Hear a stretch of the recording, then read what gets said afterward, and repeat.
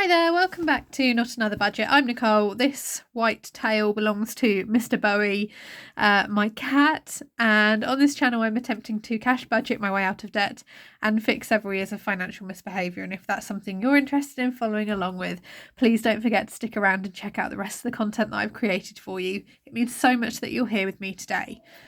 Now, bear with me, and the train. There we go. The cold is in full swing, so I am going to be a little bit breathless and a little bit nasally, but I have done what I think must be the final draft of my new extra income rough plan thing that I've been working on. The first one you'll have seen me work on, at least a couple of months ago, and it was very much something like this, and as you can see, it has gone through some changes.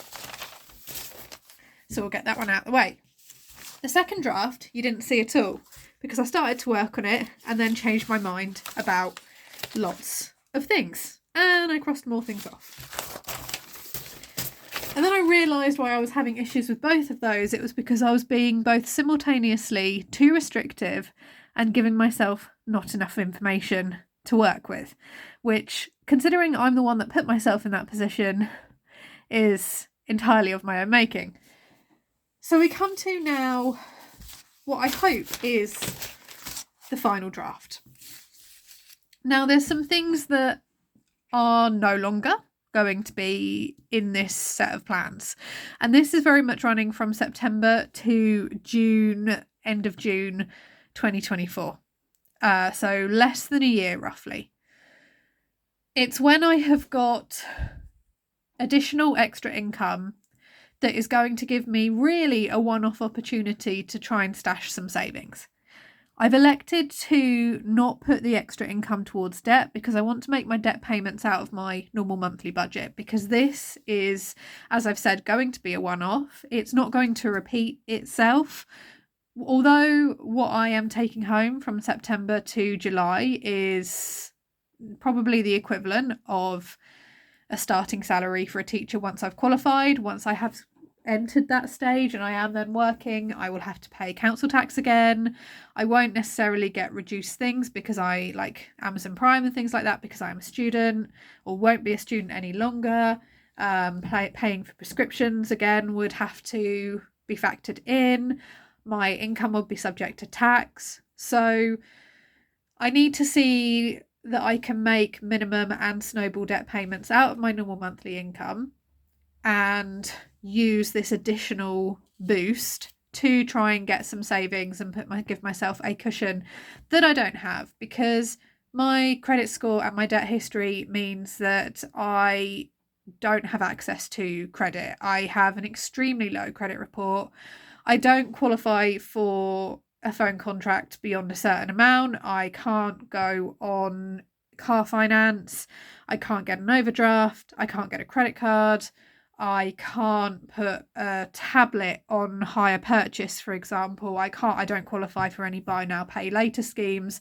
So that's good because it caps my debt. But what my concern is that a situation arises, I have no savings cushion, and I have no means to access debt, because although I would have paid all of this off, the thing that's keeping my credit score down, is a debt relief order. I'll do a separate video about that probably in a few weeks' time, once I've just kind of got a few more facts and figures, because that's something to do with financial advice. So I'm technically not allowed to give financial advice, but I want to make sure that the information I'm giving out is accurate. I won't say either way whether you should get one or not. That's the situation suited me at the time. But that debt relief order doesn't clear off my credit score until November 2024, so well beyond this bulk scheme. So I'm going to have I've just spilled coffee. This is why I don't film when I feel poorly. It's okay, this jumper's going in the wash, it's fine. But equally, I don't know why that has stuck to the thing. There we go. Right, we'll have to clean it off and put that in the wash later.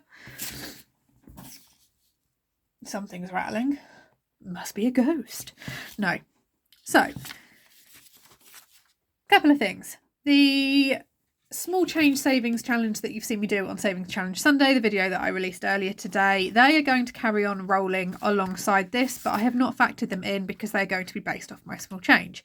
So my 100-day penny challenge, which I'm going to do, obviously save the £55 total, then restart, is going towards a preps cupboard fund.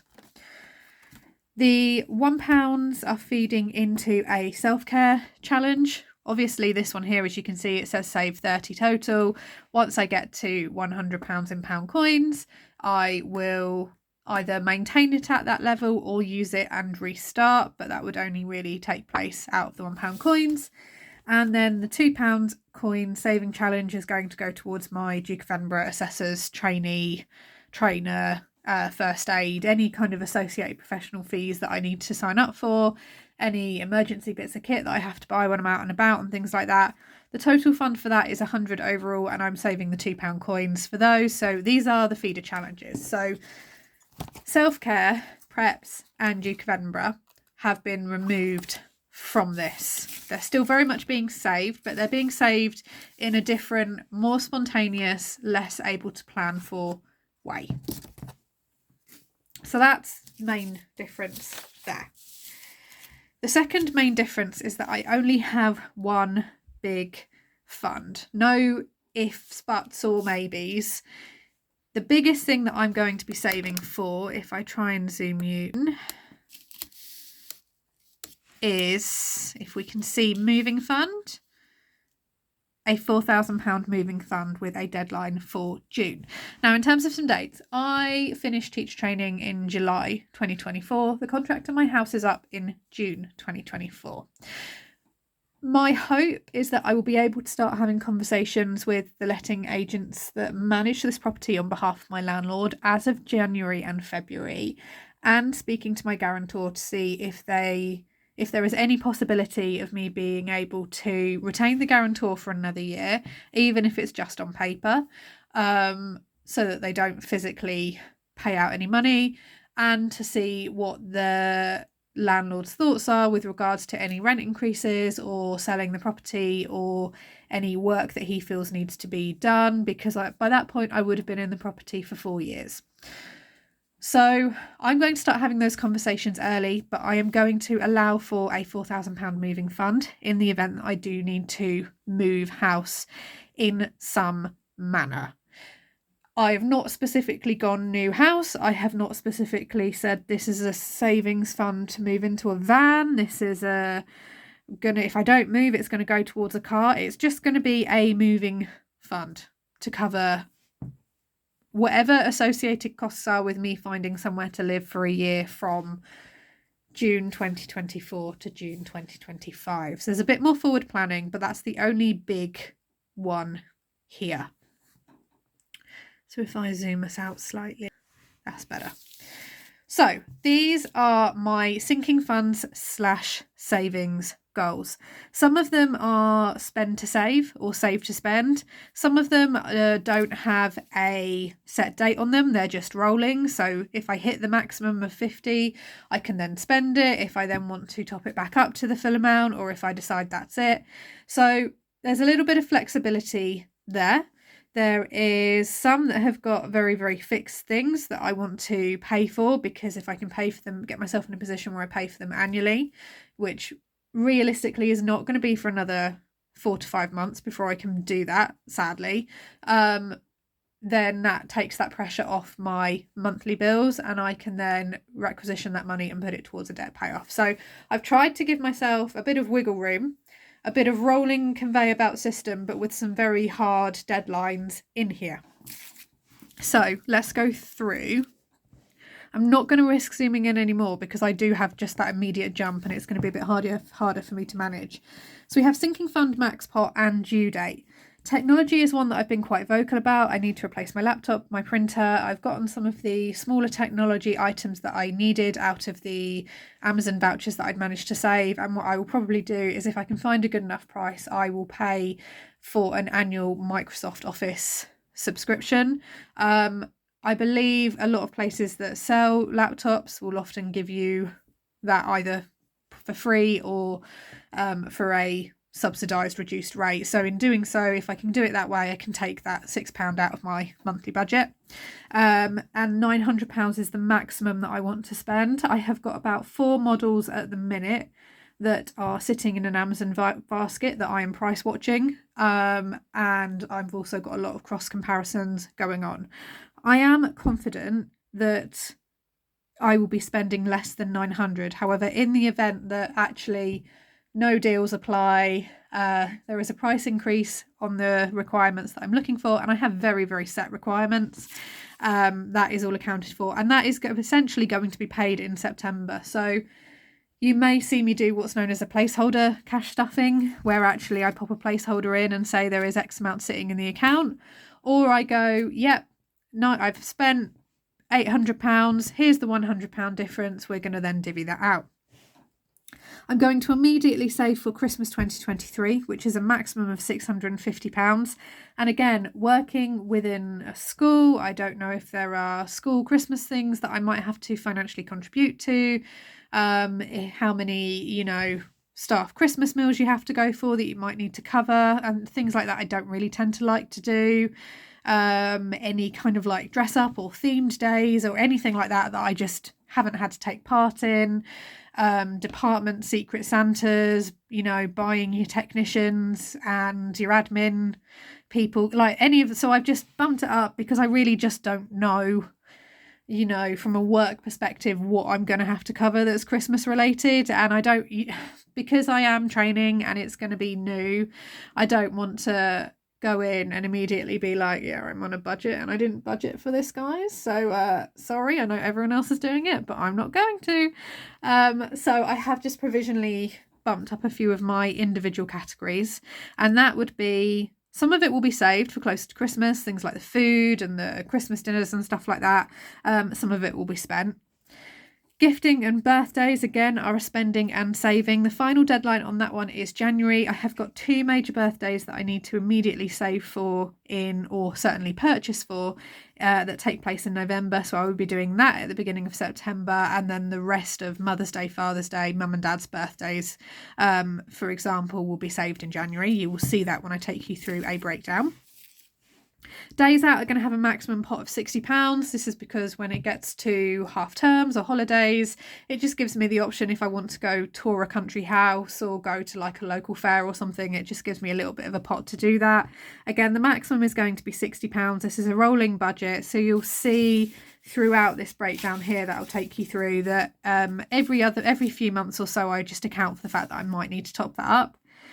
Teaching is going to have a maximum fund of £150, and that is going to cover anything like school trips that I might need to go on, any professional books or resources that I need to purchase, anything I need to buy for my PGCE, any professional funds that I need to register for.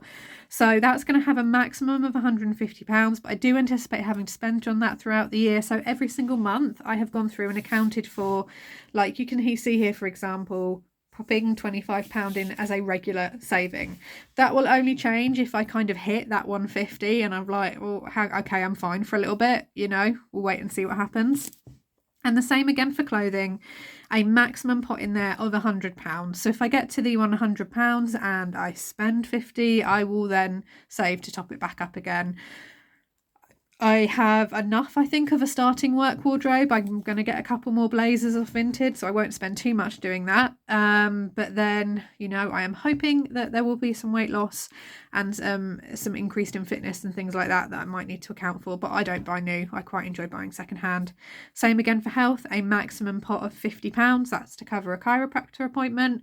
One thing I have done this month in order to bring this pot down as a savings pot, it was originally estimated for 160, is I have finally booked myself an eye test. I am long overdue replacing my glasses and updating my prescription. I have got an eye test booked for the 16th of this month. I will buy whatever the cheapest frames and lenses I can get away with, so I'm going to cover the cost this month and just get it done because I'm getting far too many headaches and migraines and in need of glasses. And the same again for the house, keeping just a £50 little pot there for the house in case anything breaks that I need to replace, or I want to get a new bedspread, or I need to get another airer for the washing or anything like that. And these are my rolling pots. As of January, we have harder deadlines in place. So annual pet insurance, I think a fund of £150 if you pay it annually it should be fine. The cat fund, in terms of giving him a buffer for pet insurance excess, any vet's visits where it's less than the allowable amount that you can claim, anything like that, which is £300, and my birthday, which is a £200 pot. Even if I can try and do a very, very cheap weekend getaway out of that, I just want to try and do something for my birthday. I don't think that's too unreasonable. Car care is £450, and that is a June deadline of next year, and I have put that as that because I have spent out £125 for already on tyres. I realistically need to get a third one, and I would probably then get a fourth as well to balance it out. I may choose to do that in September, just out of my normal monthly budget, so that it's all done and ready before winter really kicks in. The way I tend to work car care is I look at the value of my car overall, and I don't want to really be spending any more than that in a calendar year. I think once you hit that crossover point, you maybe need to look at how much your car is starting to cost you. And I have a car that will be 20 years old. It's 20 years old this month. So that is why that is £450 to account for the spending I've already done on my car. Hiking fund is £300. This kind of ties in with Duke of Edinburgh, but it's just basically a fund for me to go off and do hiking, to try and really look after myself, particularly as I look at reducing my outgoings, how I can aggressively pay down debt going forward. That update will be coming in September, and just trying to get back to doing the things that I really, really enjoy. Trying to give myself a different hobby that is creative or being outdoorsy, and the thing that I really, really love. Annual car insurance has been going to be a fund of £500 towards for a May deadline. The moving fund, as we've already discussed, is £4,000 with a hard deadline of June. Christmas 24, we've not even had Christmas 23 yet, but I am going to save for Christmas 24 so that is all done and dusted by July. And then gifting for 24-25 is going to be fully funded at £250, and that is because if I am then having to move and fund associated costs or any other fees, if I'm moving to a new job and all of that needs to get started, it just means it's covered and I don't need to worry about it. So that is the Pots and Savings Fund. You've seen this layout before. Just a heads up, guys, this is probably going to be a slightly longer video, so if you haven't got your coffee or your tea or your beverage of choice, please do pause now, go and get one and come join me. I'm going to attempt to have another sip of my coffee without chucking it everywhere. That's better. Okay, so plans draft 3, as we can see here. This is the spending balance. All fingers and thumbs. This is the month. These are the attempted categories. I'm not quite sure what's shaking over there, but I will soon find out. So I'm working with underestimations. I have deliberately underestimated what's going on in terms of what balance I think I have to spend. The spending balance after I have taken enough to cover my monthly bills in September, things like the tyres, if I do the tyres, everything like that, is £1,878. We've already talked about the fact that I'll pretty much be buying my technology straight away. £900, £650 for Christmas. That's a saving spending category. Save again for gifting, £125 to cover 2 grandparents and then my brother and my sister. Clothing, just a nominary amount of £25. Days out, bulking that one straight up to £50 to cover the October half term, which will be coming in 5 weeks after I start work. Teaching, there's that £25 regular payment, nominary amount of £10 in health and £30 in house, just to get that rolling. That's in case there's anything that's needed extra for winter that I've not accounted for. Rolling over £63 to October, which gives me a buffer of £135. Anything that's the difference between the 63 and the 135 is what I've anticipated I can comfortably take from my budget at the minute without me refining my budget any further. Clothing again, 25, health 10, teaching 25. So those are going to be pretty regular throughout most of this period. Days out, 25, house 10, gifting 15. And that gives me £140 at that point. rolling over £25 to November, giving me a £100 balance. Clothing 25, teaching 25, health 10, house 10, and that's to cover anything that might be again further needed for wintertime. Gifting 10, days out 20. So this is very much now building up to the Christmas holidays. A £70 with no rollover into December. £70, which is what I think again I can comfortably take from my budget for December. £25 for clothing, £25 for teaching, £10 for health, £10 for house. That quarter, that quarter kind of covers the immediate things that need a buffer. The next quarter, which is the January, the numbers get a little bit bigger. So £3,450 is the estimated balance that I am working with for January. Teaching 25, clothing 50, gifting 100. That's the last of the gifting pot for 23-24. Annual pet insurance 150, health 25, house 25, days out 25, car care 200, cat fund 300, my birthday 200, hiking 150, moving fund 2000, and immediately start saving for Christmas 24, £75. Now I have provisionally allowed topping up or taking into account for the fact that there are sales and things going on up here with regards to days out and house and health and clothing and gifting and clothing. If that doesn't need to be in there, that doesn't need to be in here. I'm fully expecting needing to rework each quarter as I go based on my actual real term numbers, but we will see what happens with that regard. I'll be rolling over £125 to February, which gives me a £195 balance to work with. And we can see there again, clothing 25, teaching 25, Christmas 2024, £75, rolling over £70 to March, leaving me a £140 balance for March. And this is the last closeout of that quarter before I then get another boosted payment in April. £75 for Christmas 2024, teaching 25, hiking 10, health 10, house 10, clothing 10, days out 10. Again, enough flexibility here where if I don't need to save for them, I can essentially convey about most of this budget and I can shift things up. I'm also competitive enough with myself and the targets that I set myself to actually try and hit these earlier. So I've tried to take that into account too. And then this is the last boosted payment. £3,860 is going to be the buffer for April. The annual car insurance is going to be fully funded at £500. Car care at £200. Christmas 2024, I'm going to... The 650 was worked out on an 8-month basis based on the fact that I tend to start Christmas shopping in August, but obviously I will not have this guaranteed income in August, so I will cover August and April's in one go and pay £150. Teaching 25, clothing 50, again bumping it up for the summer months just to give me something there if I need to. Gifting for 24-25 is £250, health 25, moving fund is 2000, hiking closes that one out at 150 and days out at 30, covering the Easter holidays if I need to. Rolling over £300 to May.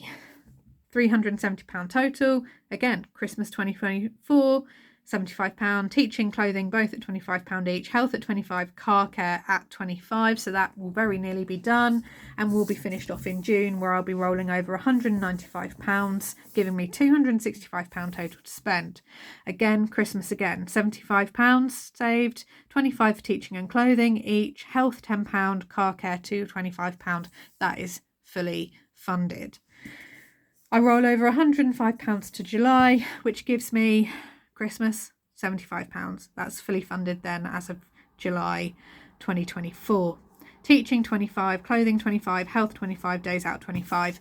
That block of 4, if I hit my maximum part that I want to save for them, as we have just seen here, if I hit my maximum pot and all I really need to do is just top up £5 or £10 here or there, then that's fine. That is what I will do and the plan will be reworked. But I'm just trying to account for what I kind of think I'm like. Equally, I am very, very aware that right now I don't really have a desire to go and spend mindlessly. To spend on my categories, yes, I'm already thinking and have a plan in place for what I'm going to purchase for Christmas presents and birthday presents. I know pretty much what I'm going to get technology wise. Ultimately, it will come down to whatever price is best on the day I pay for it. The days out fund, I know the kind of things I like to do, so I know that I'm probably over allowing for that. Realistically, I've got to be very careful with what I commit to in terms of extracurricular out of school work next year while I train, because I am doing the PGCE as well, so that's an extra level of coursework and pressure on my time. So I have got to be very careful with what expeditions and training and after school sessions I commit to. My time is very finite, and it is just me in my house to do everything. And I know ultimately if I need to pull more than the £4,000 that I'm hoping to have saved, I can do that from these other categories without it being too drastic. I just really sat back and thought, well, actually, funding Christmas next year and birthdays and gifting for next year / the year after is just something I then don't need to worry about as and when as I get set up as a fully qualified, hopefully full-time employed teacher in my first year of teaching. So I don't really want to be having to account for that in my budget as well.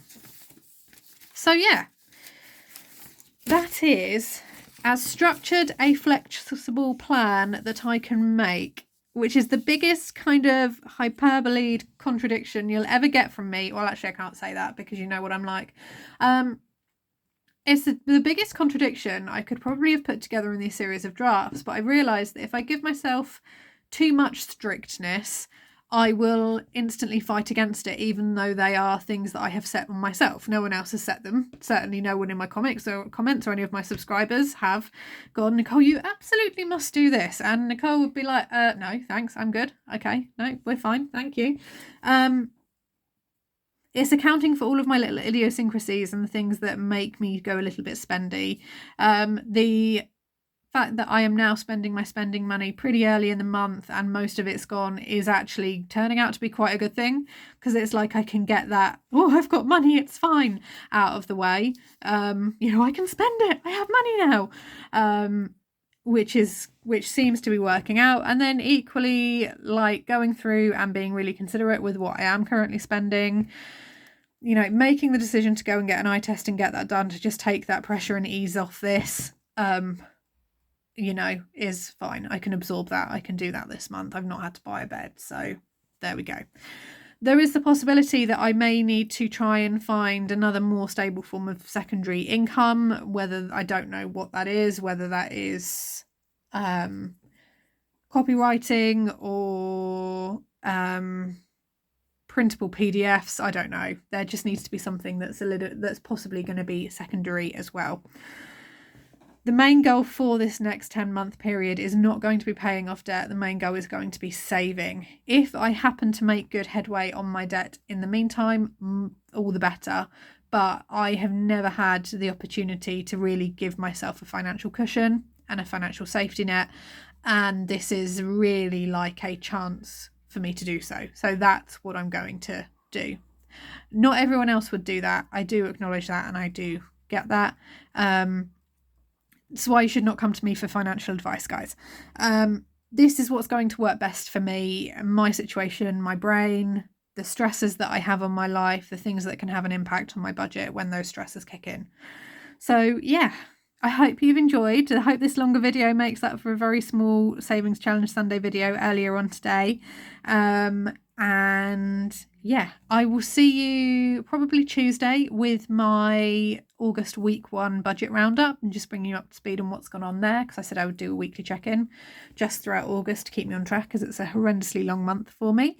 And apart from that, don't forget to like, comment, subscribe. It's all free and it helps out the channel wonderfully. So I'm going to see you all soon, you lovely lot. And I will, be back with you later on.